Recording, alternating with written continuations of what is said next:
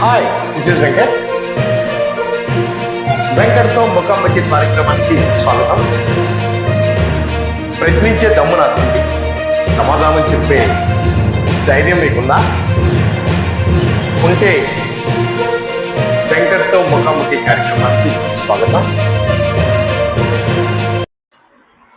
ఈరోజు మన ముఖ్య అతిథి ఎంతోమంది ప్రముఖ డైరెక్టర్ల దగ్గర అసిస్టెంట్ డైరెక్టర్గా వర్క్ చేసి తనకంటూ ఒక స్థానాన్ని నిరూపించుకోవడానికి తానే సొంతంగా జాగానే ఒక మూవీ తీస్తూ ఆ మూవీని తను డైరెక్ట్ చేస్తున్న మన వైఎస్ రెడ్డి గారితో వెంకట్ ముఖాముఖి ఆ కార్యక్రమాన్ని చూద్దాం. మరి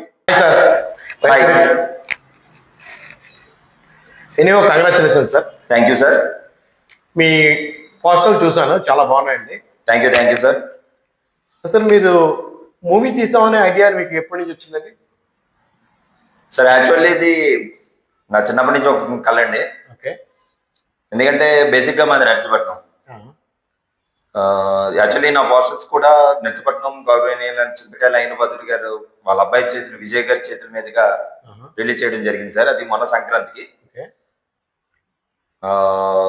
నాకు మూవీ తీయాలన్నది చిన్నప్పటి నుంచి కళ. మా ఊళ్ళో చాలా పెద్ద పెద్ద డైరెక్టర్లు ఉన్నారండి. పూరి గారు, పరశురామ్ గారు,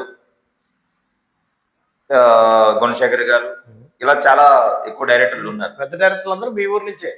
మా ఊరు నుంచేనండి. మొత్తం అందరూ మా ఊరు నుంచే ఎక్కువగా ఉన్నారు. చాలా హిట్స్ కొట్టారు. నా చిన్నప్పటి నుంచి వాళ్ళ సినిమాలని చూస్తూ ఉంటే మనకు కూడా సినిమాలు తీయాలి అన్న కోరిక ఎక్కువగా కలిగింది. మీరు ఎప్పటి నుంచి ఈ సినిమా ఫీల్డ్ లో ఉన్నారు సార్? సార్ యాక్చువల్లీ నేను 2007 అల్లరి నరేష్ గారి మూవీకి నాకు తెలిసిన ఒక కొలీగ్ బెదిరిళ్ళ తిరునాథ్ గారు అని, అతను ఎగ్జిక్యూటివ్ ప్రొడ్యూసర్. అతని ద్వారా నేను ఆ ఒక సినిమాకి వర్క్ చేశాను సార్. అది శివాజీ గారు, అల్లరి నరేష్ గారు చేసిన మూవీ. తర్వాత బ్రేక్ తీసుకున్నా. తర్వాత మళ్ళీ మన శ్రీరాఘవ్ గారి దగ్గర, మారుతి గారి దగ్గర, అలాగా చాలా మంది ప్రముఖ డైరెక్టర్, కార్తీక్ రెడ్డి గారు, అడ్డా మూవీ కార్తీక్ రెడ్డి గారి దగ్గర ఇలాగనే వర్క్ చేశానండి. సో కోవిడ్ ముందు వరకు నేను అందరి దగ్గర వర్క్ చేశాను. కోవిడ్ తర్వాత నేను సినిమా తీయాలని. ఏ ప్రొఫెషన్ నుంచి చేశారు సార్ మీరు? Assistant director? అదే అసిస్టెంట్ డైరెక్టర్ గా చేసుకుంటానే వెళ్ళాను sir. Assistant director and writer గా. అలాగే మీరు కష్టపడుతూ మీకు